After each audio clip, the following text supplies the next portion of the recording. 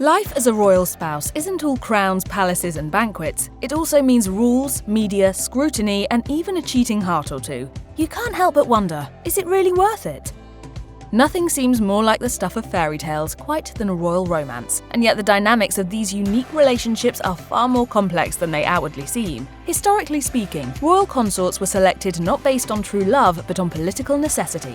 More than anything, the purpose of a royal marriage was to produce an heir or cement an alliance between two great powers. For this reason, royal wives have frequently been selected for their perceived levels of purity. The thought was that women with less sexual experience would somehow be less likely to cheat on the king and potentially tarnish the royal bloodline with another man's child. This dynamic was evident when, in the 1970s, then Prince Charles fell for Camilla Parker Bowles. Because Camilla had a past, she was considered unsuitable for the throne. As Charles's late mentor, Lord Mountbatten, wrote in a letter, "I think it is disturbing for women to have experiences if they have to remain on a pedestal after marriage." This advice perhaps inspired Charles to propose to the young, innocent-seeming Princess Diana instead. Other young princes have faced similar predicaments upon selecting their brides. When Prince Håkon of Norway dared propose to a single mother, Mette Marit Chesham Hoiby, in 2000, critics went wild. Spain's King Felipe also faced criticism for marrying Letizia Ortiz Roca Solano, a divorcee, in 2003. As soon as women enter a royal family, the pressure is on to produce an heir. Although this tradition dates back centuries, it remains fairly relevant in the modern day. Shortly after Prince William and Princess Catherine announced their engagement in 2010, conservative royal correspondent James Whittaker made sure to clarify this point to the bride-to-be. Writing in the Mirror, Whittaker advised Catherine, "Continue to look pretty and elegant and do masses of charity work, but most importantly, you need to produce an heir and also a spare. Good luck." Luckily, Catherine did not have to wait long to welcome her firstborn child. Prince George was born in 2013, just 2 years after she and William tied the knot. However, not all royal brides have experienced such timely pregnancies. After marrying Prince Albert of Monaco in 2011, Princess Charlene quite famously struggled to get pregnant. The princess crumbled under the pressure to do so, instituting a palace-wide ban on the subject. When she did finally announce her pregnancy with twins Princess Gabriella and Prince Jacques in 2014, Charlene was met with disparaging comments. Reacting to the news of her pregnancy, one anonymous Monegasque citizen told the Daily Beast, "At least she has proved herself capable of reproducing." Although many royal wives enjoyed exciting professional lives before marrying into the monarchy, they were largely discouraged from pursuing their careers after becoming royalty. This was certainly true for the American actor and Academy Award winner Grace Kelly, who became Princess Grace after marrying Prince Rainier of Monaco in 1956. It's right off the Paris plane. You think it'll sell? According to J. Randy Taraborelli's book Once Upon a Time, Grace believed that she would be able to continue acting after joining the princely family. Apparently, she told a reporter, "Why, there isn't anything to do in Monaco, you know? It's such a little country. Of course I'm going to continue with my work."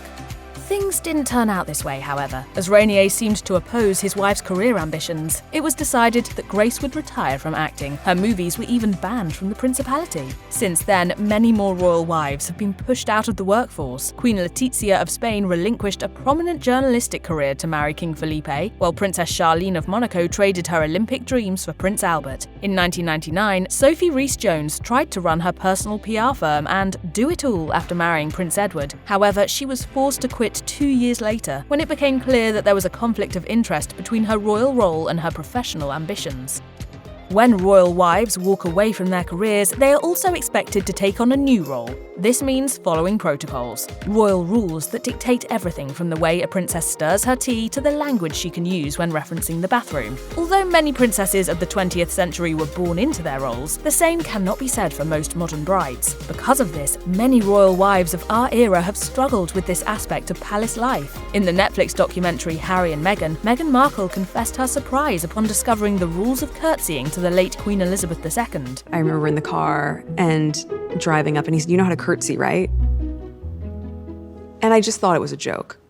In a similar vein, Princess Charlene of Monaco once told the South African publication Report that she sometimes curtsies to the wrong person. Of course, protocol is not just about manners. It also reaches other aspects of life, such as when it's appropriate to travel. This has supposedly been quite difficult for Spain's Queen Letizia, who was a travelling reporter before taking the throne. In the documentary Spain's Queen, From Journalist to Monarch, one of Letizia's former colleagues said, "She was completely independent, and it can't be easy for someone like that to become part of the royal family, to have to adhere to protocol. It was difficult for her to adapt and give up her freedoms."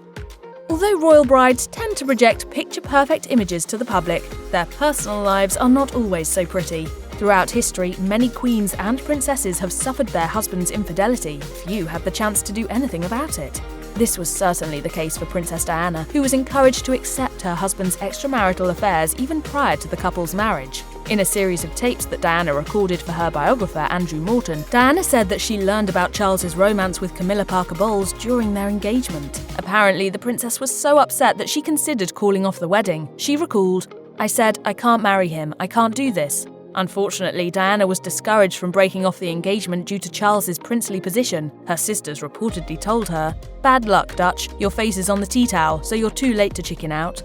20 years earlier, then Princess Paula of Belgium found herself in a similar situation when her husband, Albert, welcomed a love child with a baroness. Upon discovering the news, Paula was said to have been desperate for a divorce. However, a report in Vanity Fair indicates that the monarch of the time, King Baudouin, may have discouraged Paula from filing the paperwork, even threatening to take away her children if she didn't comply. As Paula of Belgium discovered, divorce is not always in the cards for European royal consorts, even when infidelity is involved. The reasons for this are varied, although it is certainly true that Paula was not the only royal woman who stayed married for the sake of her children.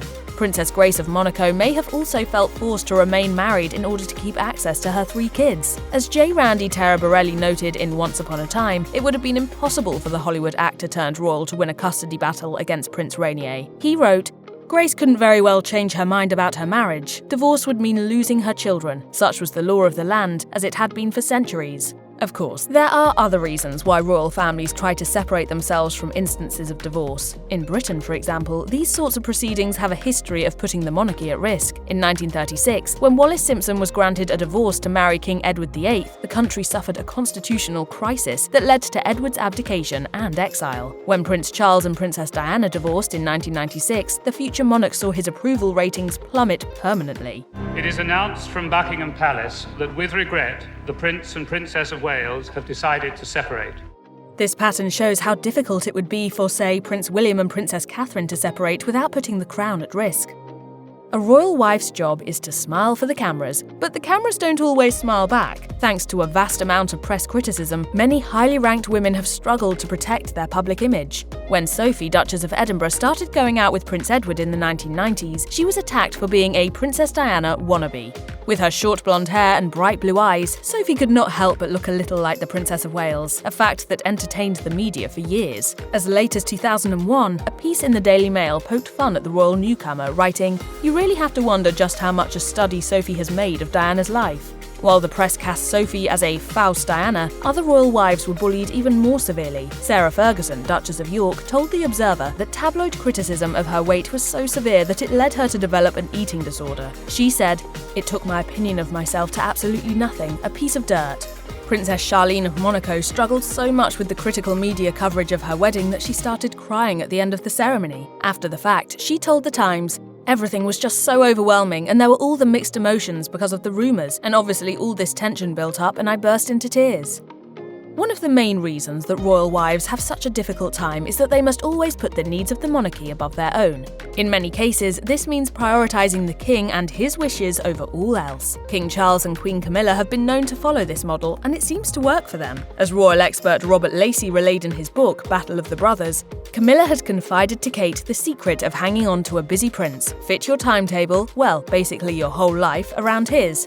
Although this philosophy might sound a bit out of date, many royal wives still live by it. One of the most extreme examples of this occurred in 2011, when Princess Charlene of Monaco had to base her honeymoon plans around Prince Albert's busy work schedule. During what was supposed to be the pair's romantic South African getaway, Albert attended meetings with the Olympic Committee. The Prince's Palace of Monaco even confirmed to ABC that, the night before the reunion, the prince had slept miles away from his new bride to be closer to his work commitments. This instance illustrates the reality that, for many royal brides, the crown comes before one's personal happiness.